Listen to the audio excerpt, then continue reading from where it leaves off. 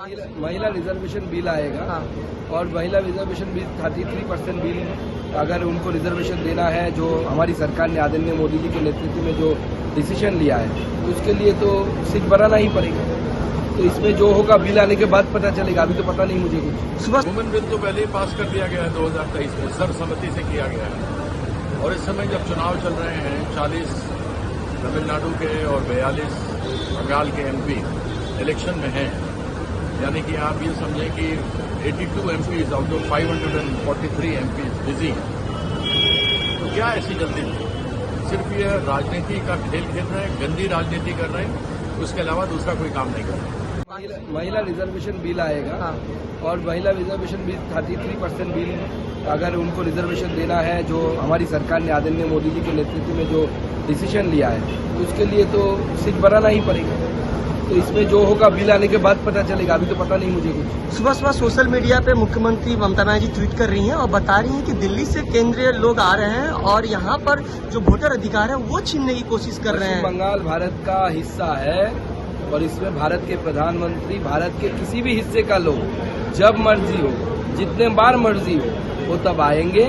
और नाम कटने का काम अगर किसी ने किया है, वो ममता बनर्जी के BLOs ने किया है, ममता बनर्जी के AEROs ने किया है। जो वीडियो है ममता बनर्जी के अंडर काम किए हुए SDO ने किया है और DM ने किया है। आखिरी प्रश्न दादा, देखा जा रहा है कल परसों से जो बीजेपी के कैंडिडेट हैं उन पे हमला किया जा रहा है, आप कई जगहों पे देखा जा रहा है। जितना इलेक्शन नजदीक आएगा ये हमला और भी बढ़ेगा, क्योंकि तृणमूल को पता चल रहा है धीरे धीरे कि उनके पैरों के नीचे से जमीन खिसक गई है। 2026 में कंसेंसस होना था, कंसेंसस होने के बाद डिलिमिटेशन होना था।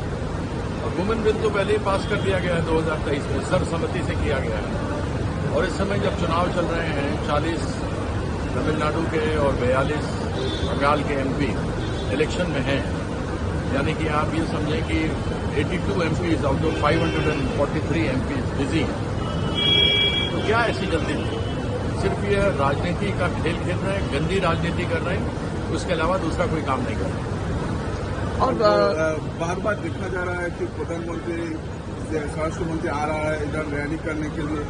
हमको लगता है वो लोग देश का प्रधानमंत्री नहीं है, वो लोग चुनाव मंत्री हैं।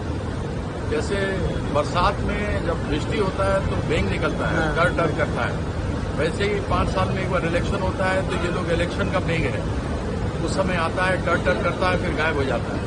आज तक इन्होंने कुछ किया नहीं। 2 लाख करोड़ रुपया जो पश्चिम बंगाल का हक था, जो पैसा था, चाहे मनरेगा हो, बाड़ी हो,